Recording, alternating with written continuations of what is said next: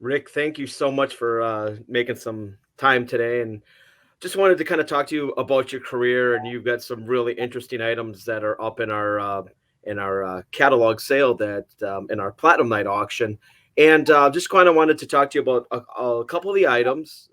First and foremost, can you describe the moment when that championship, when that when you saw 0.00 on the clock, and what's going through your mind, and just kind of take us through that whole moment Well, of life? we had a really close knit group of guys. I mean, Bird, Parrish, McKell, M.L. Carr, Cedric Maxwell, Tiny Archibald, Chris Ford. We were all really close, maybe a little more different than today's game.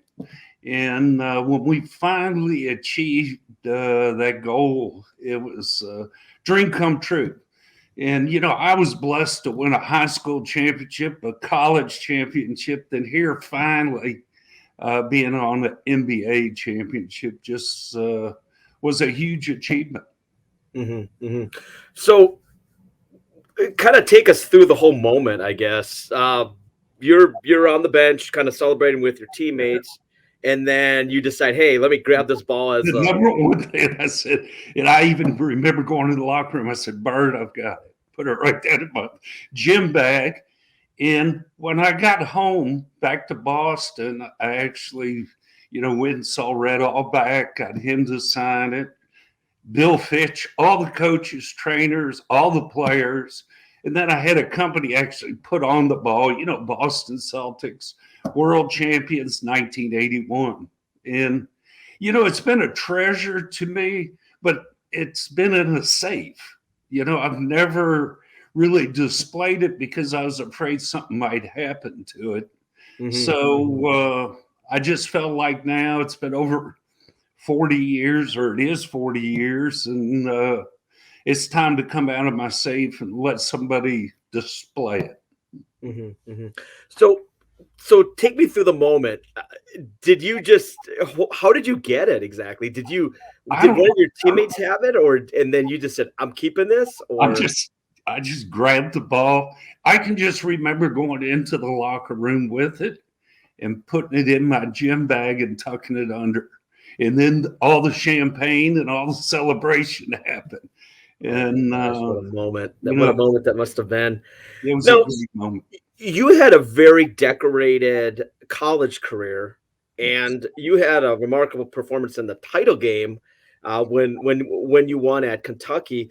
Take us through that. 8 for 11, 20 points. You Well, and Goose Gibbons. that was just, we were picked that year to win it. It Okay. was our last shot at it. We had made it to the finals my freshman year, playing against John Wooten in his last game, and we got beat by him. My sophomore year, I missed 2/3 of that season with a knee injury. Came back my junior year, and back when I played, there wasn't a clock.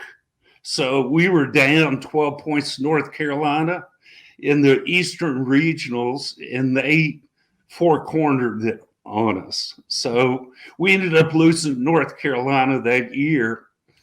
Following year, Macy joined our team, and we were picked to win it.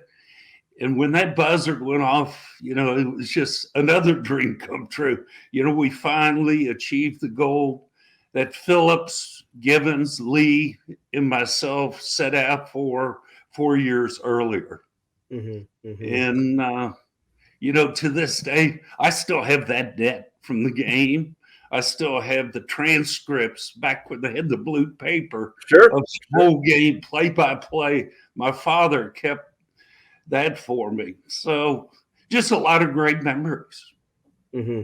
Did you always collect as a kid, or how did you? I No, mean, if I or was just. smart, I should have really collected when Bird's locker was sitting right next to me, but not really. Those were just moments when you win something that you knew you could have a treasure. Yep. So, and wasn't really thinking about 40 years later. But those type of things you really don't want to set out. So they all sit in my safe here at the house. Sure, sure. And then at 19, you went to the Pan American Games and you got a gold medal there. So, what's your secret? I mean, Well, what? I was a freshman, and back Okay. then they didn't really allow freshmen to try out. And Adolph Rupp was on the Olympic Committee, and Adolph was the reason why I got a chance. Joe Hall talked to him, and I got a chance to go out to Salt Lake City, and they had like roughly probably 100 to 110 players for 12 spots. And I was blessed enough to be able to make that team. And what's crazy is on that team was Robert Parrish, who I ended up playing with in Boston, Johnny Davis, Otis Birdsong. Great names. Great names. Norm Cook. So a lot of just great players that went on to have great pro careers. Now you were really close with Larry Bird. You guys had a great relationship. How did that develop? Is it just something that when he was young, you took him under your wing, or how did that develop? Well, I think it was because we were both recruited by the same teams. We played in the World Invitational games together. Okay. And then when he got drafted and I got traded to Boston, I think we already had a relationship. But then again, we're both kind of just simple going type people. I guess you call us a little bit redneck, but we like the same things. We like playing golf. We like drinking a cold beer here and there. So it was all good. Mm-hmm, mm-hmm. Now, you and Parrish, I mean, my goodness, talk about a tandem. Kind of take us through how it was playing with him, because he was really a huge difference maker. What's kind of crazy is he and I played in the same high school league in Louisiana. Wow. And Robert won the state championship 2 years before I did. I had transferred from the public schools to the private schools, so I had to sit out my sophomore year, the year Robert won it. And he was player of the year in Louisiana 2 years before I was. So we had a relationship for a long time from high school. Then he went to Centenary. I never got to play against him in college, but then Small World Pan American Games, we played together, and then we ended up in Boston. Was there a certain point on that Celtics championship team that you thought, you know what, this team is good enough to win a title? Because they had a little dry spell for a while there, and then of course Bird comes there. But was there a certain moment where you're like, you know what, this team is good enough? And well, I mean, our practices were probably as tough as the games. You know, our first team, I still say to this day, was the greatest backline to ever play. You put Parrish, McHale, and Bird, I don't think there's anybody in the league today that's any better. A tandem of three people like those three guys. Then with our bench, you know, you had Cedric Maxwell, you had M.L. Carr, you had just all these great players coming off the bench. And I just felt like it was our year to do it. What was the thing that I know you mentioned you guys were really close as a team? Was there anything else that really set this team apart? I mean, obviously you guys had so many talented players, but was there any other intangible that you could point to and say, man, we just had this that Well, I don't know if you recall when Danny Ainge and Tree Rollins got into it, and Tree Rollins bit Danny's finger about off. Danny was going down the floor swinging at Tree, and Tree grabbed his finger about, took it off, and we're walking out of the stadium that night. M.L. Carr and I mean, M.L. Carr went after Tree Rollins. I can't really say what was said, but all I know is every player had each other's back, and that's one thing that was great. Now you had a little dust up with Frank Johnson, didn't you? Well, I probably had a few. Okay, because I was talking to one of my buddies, and we were talking, he's a big basketball historian, and he was ask him about Frank Johnson, because he remembered you had a pretty good dust up with him one time. I'm going blank. The left-handed, really big player played for. God, had a size 23 shoe. Oh, Lanier.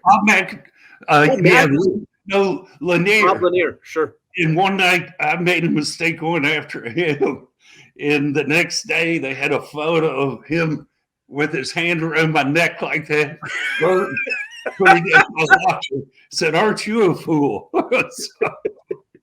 Now you played, Red was he was the GM president basically at the time.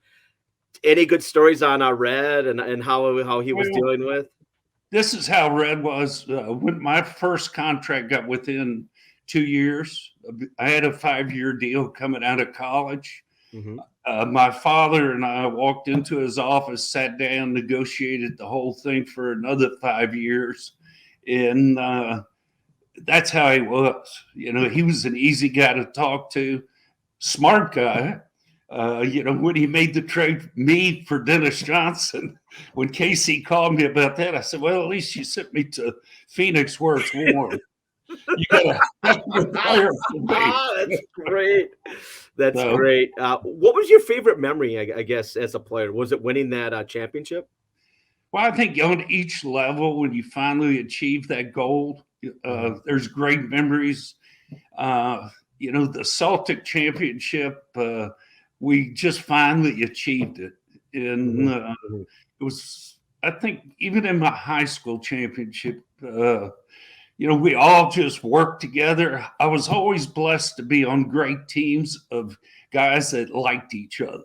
Sure. And I think it's what makes your championship teams now. You can tell when players really believe in one another. Mm-hmm. So, all right. Well, I can't thank you enough for taking some time out of your schedule, and the stories are phenomenal. I love hearing the stories. They never get old. All right. Thank you again for your time. I really appreciate it, Rick. Talk to you.